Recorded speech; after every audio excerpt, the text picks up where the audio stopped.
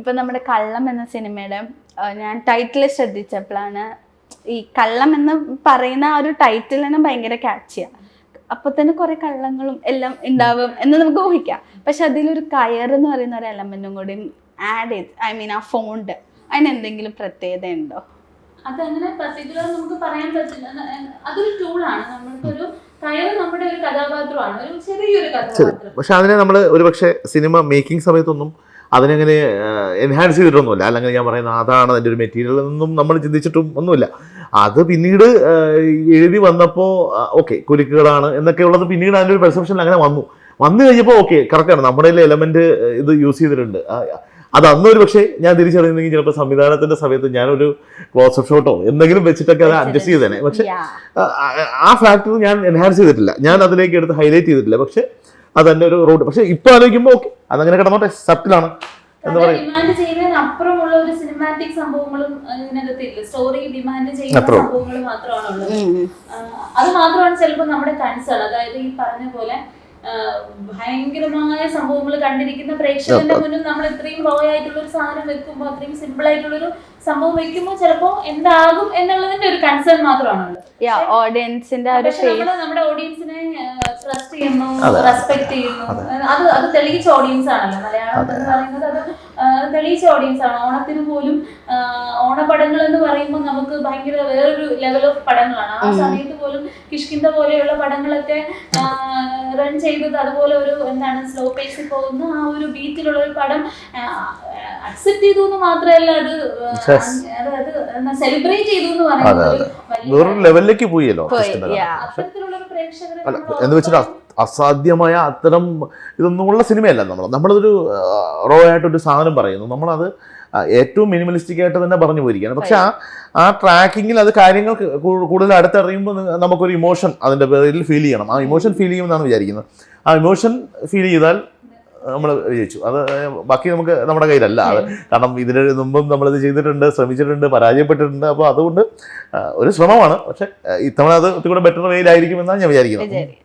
ഇപ്പൊ നമ്മളിപ്പോ കഥ എഴുതുമ്പോഴും അല്ലെങ്കിൽ ഒരു ക്യാരക്ടറിനെ പറ്റി കഥ കേൾക്കുമ്പോഴാണെങ്കിലും എങ്ങനെ ഒരു ഇന്ന ആളായിരിക്കും ഇന്ന ക്യാരക്ടർ എന്ന് ആപ്റ്റ് എന്ന് എങ്ങനെ ഡിസൈഡ് ചെയ്യുന്നത്? ഇപ്പൊ ഇതിലത്തെ ക്യാരക്ടേഴ്സിനെ എങ്ങനെ സെലക്ട് ചെയ്തത്? ചില ക്യാരക്ടേഴ്സ് നമുക്ക് എഴുതുമ്പോൾ തന്നെ ചിലപ്പോൾ മനസ്സിലുണ്ടായിരിക്കും, ചിലരെ പറ്റി ഒരു ഐഡിയ ഉണ്ടാവില്ല. അത്തരം അങ്ങനെയാണ് എനിക്ക് പൊതുവെ അങ്ങനെയാണ്.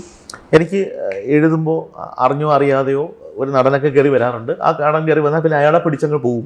പിന്നീട് അത് ഞാൻ എഴുത്തുകാരനായി എന്നെ കുറിച്ച് പറയണം. അതല്ലാതെ വരുമ്പോൾ പിന്നെ അയാൾക്ക് വേണ്ടി മാറ്റി എഴുതും. ഇപ്പം ഞാൻ ആദ്യം ഇപ്പം മറുവശം എന്ന എൻ്റെ സ്ക്രിപ്റ്റ് ഇപ്പോൾ വരാനിരിക്കുന്ന സിനിമ എഴുതുന്നത് ഇന്ദ്രസേട്ടനെ ബേസ് ചെയ്തിട്ടാണ്.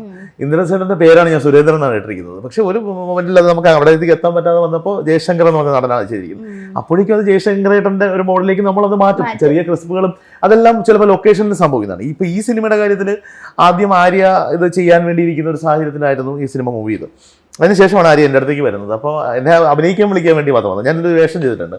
അപ്പോൾ എൻ്റെ മഹാറാണി എന്ന് പറഞ്ഞ സിനിമയിലൊരു വേഷം കണ്ടിട്ട് എന്നെ അഭിനയിക്കാൻ വേണ്ടിയാണ് വരുന്നത്. പിന്നീട് എന്നോട് ഡയറക്റ്റ് ചെയ്യാമെന്ന് ചോദിക്കുന്നു.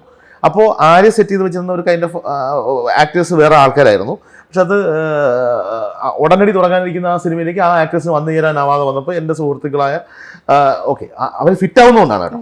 ഓഫ് കോഴ്സ് എനിക്ക് ഇതിൽ ചെയ്ത കഥാപാത്രത്തിന് ഷെഹിന ആണെന്നോ അല്ലെങ്കിൽ വേറെ എൻ്റെ ഒരു ആക്ടർ എൻ്റെ സുഹൃത്ത് പ്രശാന്ത് ലക്സ് അങ്ങനെ വേറെയുള്ള സുഹൃത്തുക്കളെ അങ്ങനെയല്ല. ഞാൻ അതിൽ ഏറ്റവും ഫിറ്റായി എനിക്ക് തോന്നിയത് അതിലാണ്. എനിക്ക് ഈ ക്യാരക്ടർ ഓക്കെ കൈലാഷിനെ ഫിറ്റ് ചെയ്യുന്നതാണ്.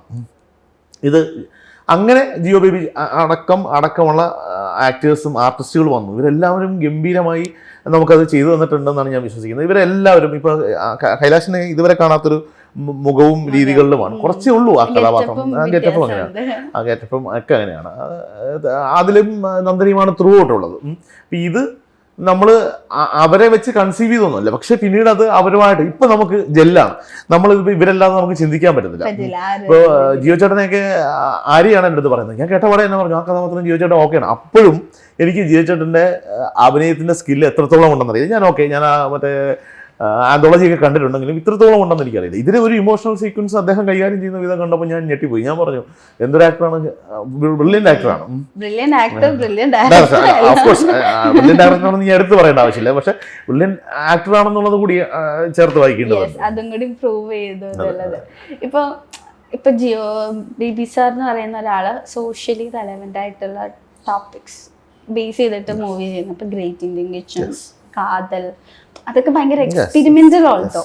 അപ്പോൾ ഇപ്പം ഈ ഒരു മൂവി ആണെങ്കിലും സോഷ്യലി റെലവെന്റ് ആയിട്ടുള്ള ഇഷ്യൂസ് പറയേണ്ടതാണ്. അപ്പോൾ സാറായിട്ട് ഡിസ്കസ് ചെയ്തപ്പോൾ ആളുടെ ഒപ്പീനിയൻ എങ്ങനെയായിരുന്നു ഈ സിനിമയെ കുറിച്ചോ? അതോ ഈ സിനിമയെ കുറിച്ച്? അല്ല, ഇദ്ദേഹം ഞാൻ കൂടുതലും ആദ്യം ഈ കഥയും കാര്യങ്ങളൊക്കെ കമ്മ്യൂണിക്കേറ്റ് ചെയ്തത് ആര്യ തന്നെ ആയിരുന്നു, ജിയോ ചേട്ടനുമായിട്ട്. കാരണം ജിയോ ചേട്ടൻ എന്ന് പറയുന്ന ഓപ്ഷൻ തന്നെ ആര്യാണ് എന്നോട് പറയുന്നത്. ജിയോ ചേട്ടനോട് ഞാൻ ജസ്റ്റ് സംസാരിച്ചിട്ടുണ്ടെന്ന് പറഞ്ഞിട്ടാണ് വരുന്നത്. അതിനുശേഷം ഞാൻ വിളിക്കുന്നത് ഇങ്ങനെ ഒരു ഓപ്ഷൻ ഉണ്ട്, സാറ് ചെയ്താൽ നന്നായിരിക്കും എന്നുള്ളൊരു ഇതുണ്ട്. പക്ഷെ കാതലൊക്കെ റിലീസായി സാർ ഒരു എന്താണ് വലിയൊരു സമയത്താണ്, സാർ ഒരു ഹൈ ടൈമിലാണ് ഞാൻ വിളിക്കുന്നത്. അപ്പൊ എന്നെ പോലെ ഒരാളൊരു ചോദിച്ച ബാക്ക്ഗ്രൗണ്ട് ഒന്നും പറയാനില്ലാത്ത ഒരാൾ വിളിക്കുമ്പോൾ എന്താകും എന്നുള്ള കൺഫ്യൂഷൻ ഞാനിങ്ങനെ പലതവണ ഫോൺ എടുത്ത് വെച്ചിട്ട് വിളിക്കണോ വേണ്ടേ എന്നൊക്കെ ആലോചിച്ചിട്ടുണ്ട്.